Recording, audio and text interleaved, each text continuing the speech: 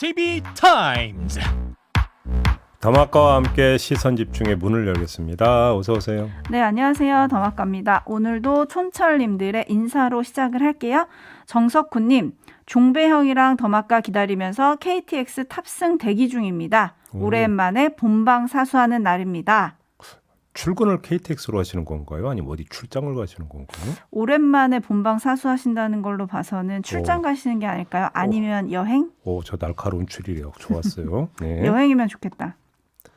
네. 그죠? 부러우십니까? 부럽습니다. 네. 정기수님, 아침 7시에 가게 문을 열어야 해서 매일 듣고 있는 애청자입니다. 네. 바빠서 뉴스는 챙겨보지 못하지만 덕분에 세상 돌아가는 일에 무지해지지 않고 좋습니다. 항상 감사합니다. 조금 볼륨 올리셔도 돼요.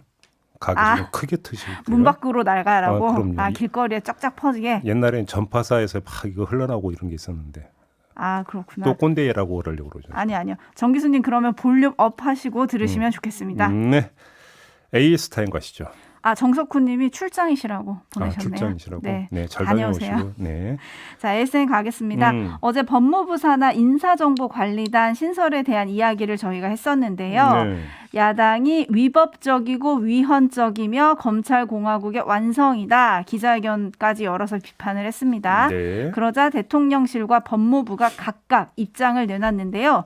일단 대통령실은 미국에서는 법무부 산하 FBI가 1차 검증을 진행을 하고 이 결과를 토대로 해서 다시 백악관 법률고문실의 인사검증이 이루어진다.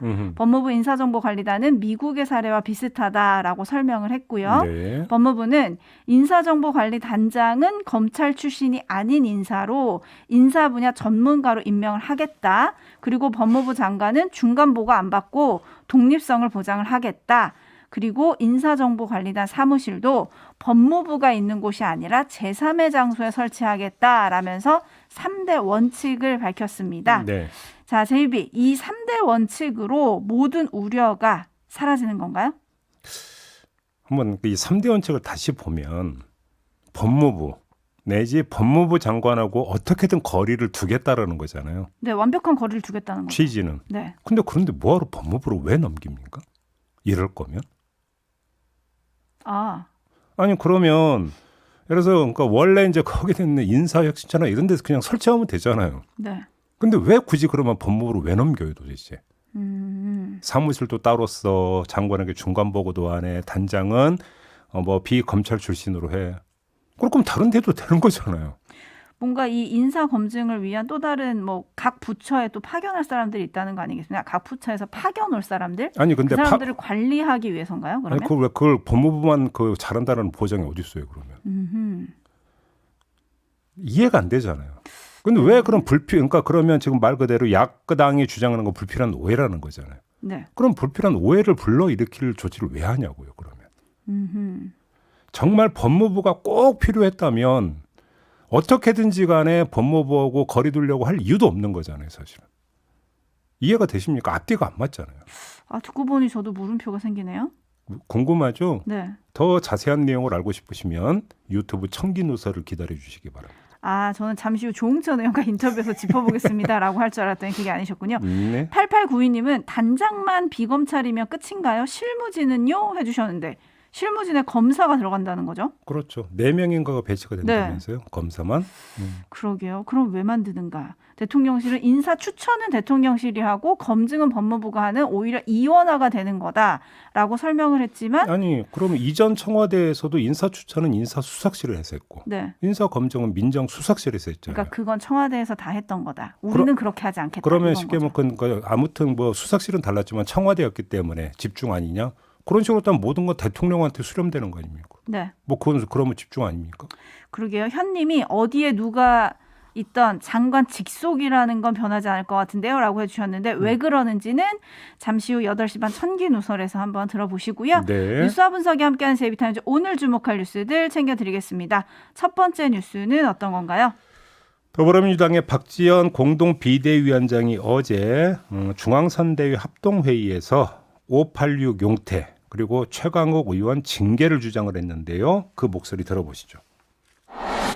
586의 사명은 민주주의를 회복하고 이 땅에 정착시키는 것이었습니다. 이제 그 역할은 거의 완수했습니다. 아름다운 퇴장을 준비해야 합니다. 같은 지역구 4선 이상 출마 약속대로 금지해야 합니다. 검찰개혁 강행만이 살 길이다. 최강욱 의원 봐주자라는 식은 분명히 잘못된 것입니다. 당내 윤리심판원이 대선 전에 징계 절차를 마치라는 비대위원장의 요청에도 선거가 끝난 뒤인 6월 20일에 차기 회의를 개최한다고 결정했습니다. 비대위의 비상징계 권한을 발동해서라도 최강욱 의원의 징계 절차를 합당하고 조속하게 마무리하겠습니다. 네, 요게 이제 그 회의 모두 발언이고요. 그리고 나서 비공개 회의로 전환이 됐는데 여기서 고성이 오갔다는 거 아니겠습니까? 네, 책상을 탁 치고 누가 나갔다. 네. 이런 윤호중 뭐 보도까지. 공동 비대위원장이 책상을 탁 치고 나갔다라는 보도도 있었고 네. 아무튼 뭐 개인 자격으로 여기에 온 게 아니지 않냐. 앞으로 지도부와 상의하고 공개 발언하라. 이렇게 요구를 했더니 박지원 위원장이 그럼 저를 왜 여기다 앉혀놨냐. 또 이렇게 반박을 했다는 거 아니겠습니까? 네, 좀 어지러운 상황인데요. 예. 어떻게 평가해야 될까요? 최대한 단순하게 보죠. 쇄신 이야기를 하잖아요. 쇄신 이야기를 하는 게 지방선거를 목전에 두고 지방선거에 어떻게든 도움이 되기 위해서라고 한정을 하면 그 효과는 없을 것이다. 왜?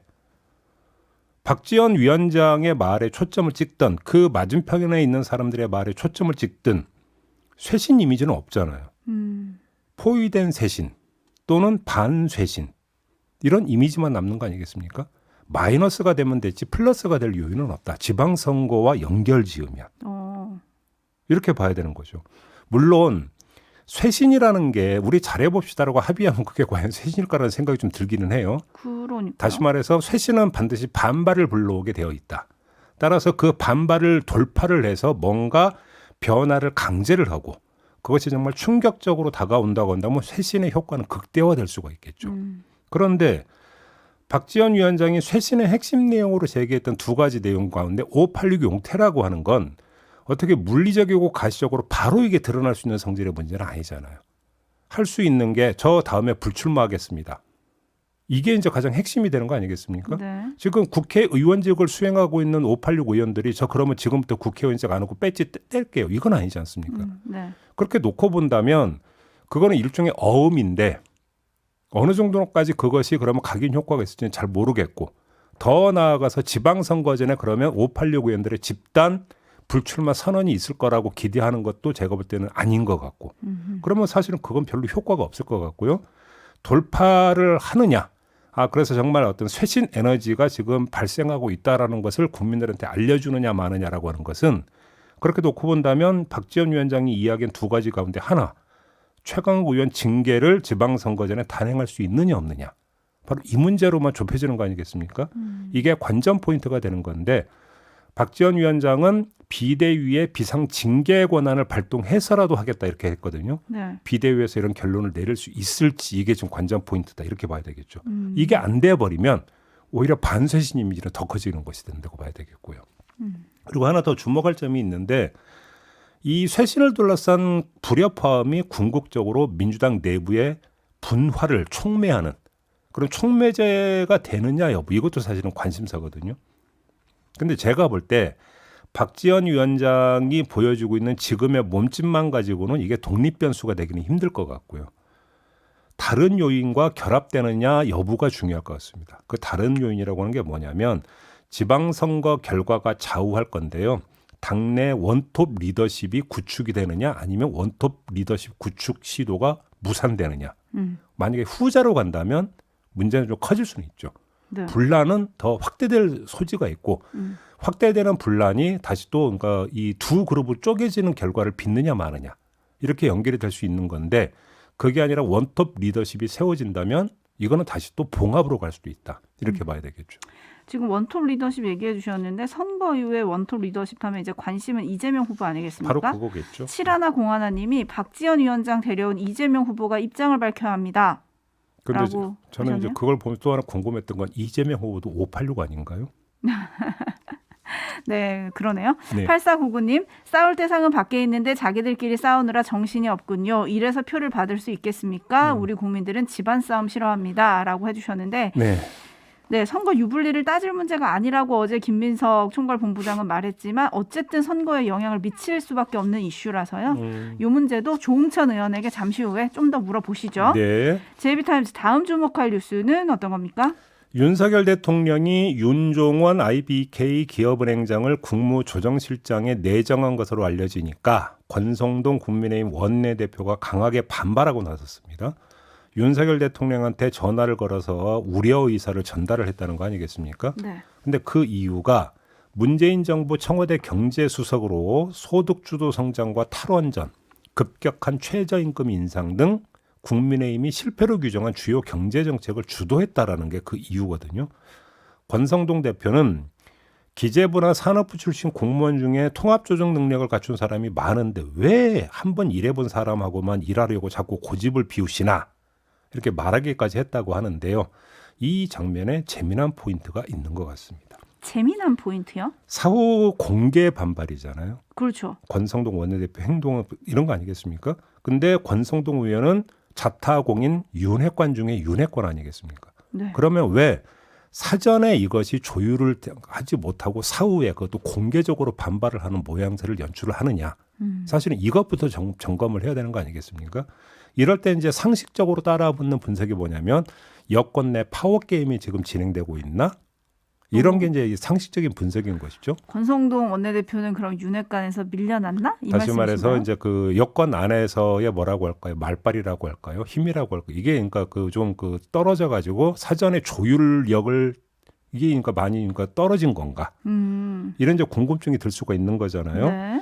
그런데 그렇게 봐야 되는 건지 잘 모르겠는 게 다른 해석 지점도 하나 있긴 하기 때문입니다. 제가 조금 전에 왜 한 번 일해본 사람하고만 자꾸 일하려고 하는지 고집을 피우시냐 이런 말을 했다고 네. 했잖아요. 이게 윤석열 대통령을 향한 말인 것 같습니까? 한덕수 총리를 향한 말인 것 같습니까? 일단은 한덕수 총리한테 한 말이긴 한데요. 왜냐하면 윤석열 대통령은 윤종원 행정하고 일해본 적이 없었거든요. 네. 그러니까 윤석열 대통령은 아니겠죠.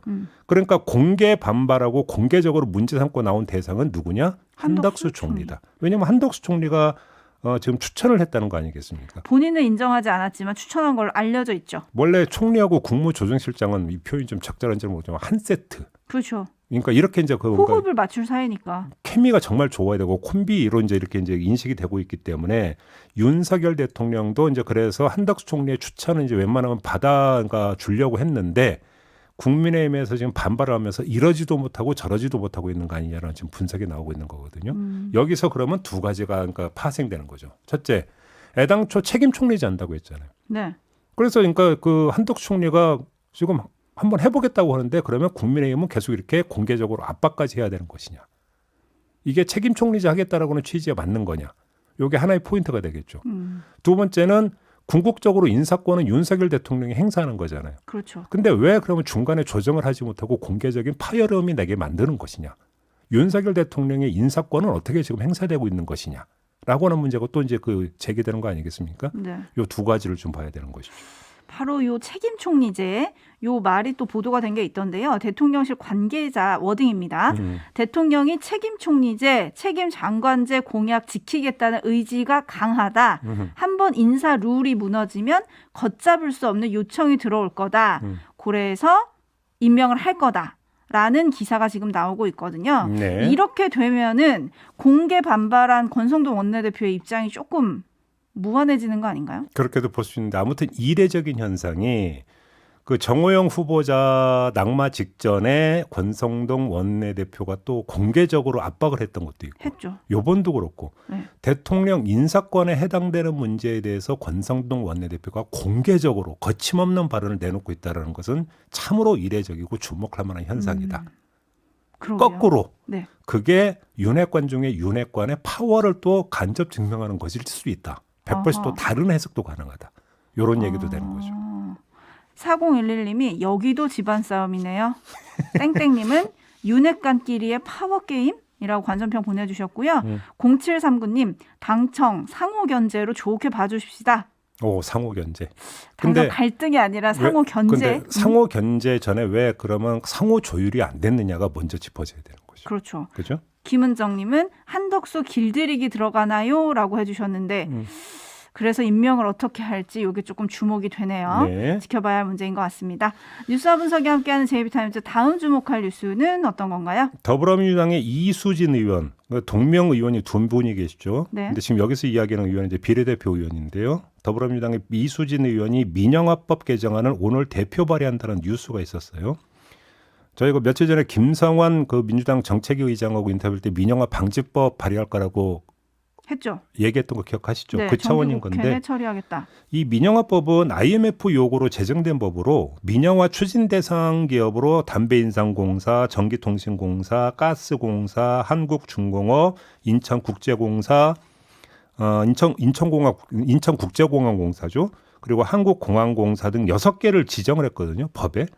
근데 이미 민영화된 3개 기업을 빼고 아직 민영화가 안 된 가스공사, 인천공항공사, 한국공항공사 이 3개를 민영화 그 적용 대상에서 빼는 게 개정안의 핵심 내용이라는 겁니다. 그러니까 민영화 방지법이 되는 거죠. 네. 그리고 민주당은 또 민영화의 근거 법률 가운데 하나인 공공기관 운영법 개정안도 발의할 계획이라고 하는데 이 법에는 기획재정부 장관은 공공기관이 수행하는 기능의 적정성을 점검하고 기관 통폐합, 기능 재조정 및 민영화 등에 관한 계획을 수립해야 한다 이렇게 명시돼 있는데 이 조항도 손보겠다라는 게 민주당의 계획이라고 합니다. 앞으로 어떻게 될까요? 많은 언론이 민주당이 이런 움직임을 지방선거 이슈 띄우기 차원으로 바라보던데요. 그 차원이라면 별 의미가 없을 것 같습니다. 의미가 없다고요? 민영화 논란이 지방선거를 가르는 구도로 지금 부상하지 않고 있는 건 현실 아니겠습니까? 그러니까 그리고 뭐 이제 6일 남은 상태이잖아요. 그렇죠. 그래서 이게 다 급부상해서 판을 뒤바꿀 가능성도 솔직히 별로 없어 보이고요. 따라서 중장기적으로 바라보는 게 현실적이다 이런 말씀을 드려야 될 것 같은데 김성환 정책위 의장도 정기국회 처리가 목표라고 이야기를 했었잖아요. 그렇죠. 이걸 전제하고 보면 지금까지는 느슨한 정황에 기초해서 진행이 됐던 논란이지만 좀 더 앞으로는 구체적으로 이 논란이 진행될 가능성이 있다. 민주당이 개정안을 발의하면 국민의힘도 찬이든 반이든 어떻게든 입장을 정해야 될 거 아니겠습니까? 네. 이렇게 되어버리면 지방선거 이후에는 정치보다는 정책의 시간이 아마 이제 열리게 될 텐데 이 정책의 시간에서 첫 이슈가 될 가능성이 충분히 있어 보인다. 이렇게 진단을 하는 게 현실적일 것 같습니다. 정책 싸움으로 붙을 거다. 근데 국민의힘에서는 민주당이 존재하지도 않는 민영화 괴담을 퍼뜨리고 있다라고 하면서 지금 고발까지 한 상황 아니겠습니까? 네. 그러면 법안 처리에는 여기서는 어떻게 그러니까 할까요? 이 법률 개정안이 국민의힘이 어떤 질문을 던지냐면 민영화 논의가 없다가 아니라 그러면 민영화 하지 않겠다는 의지를 밝혀라라는 압박이 되는 거잖아요. 네. 근데 여기에 찬성하지 않으면 민영화 할 수도 있다는 뜻이 되어버리는 것 아니냐. 이 얘기가 이렇게 흘러가는 거 아니겠습니까?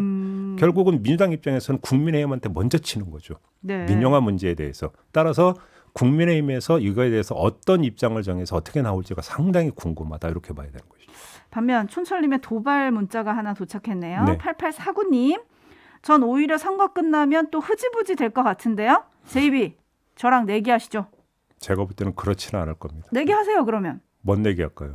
뭐 내기할까요? 8849님 뭘 원하시는지 왜냐하면 문자 남겨주시면 제가 내일 전해드릴게요. 과거 정권에서도 민영화 의제 같은 경우는 상당히 대중적 의제로도 그러니까 나타났던 경우가 몇 번 있었기 때문에 흐지부지는 안 될 수도 있다. 이렇게 저는 그렇게 봅니다. 아무튼 내긴 하시는 겁니다. 네, 마무리하죠. 더마카 수고하셨습니다. 고맙습니다.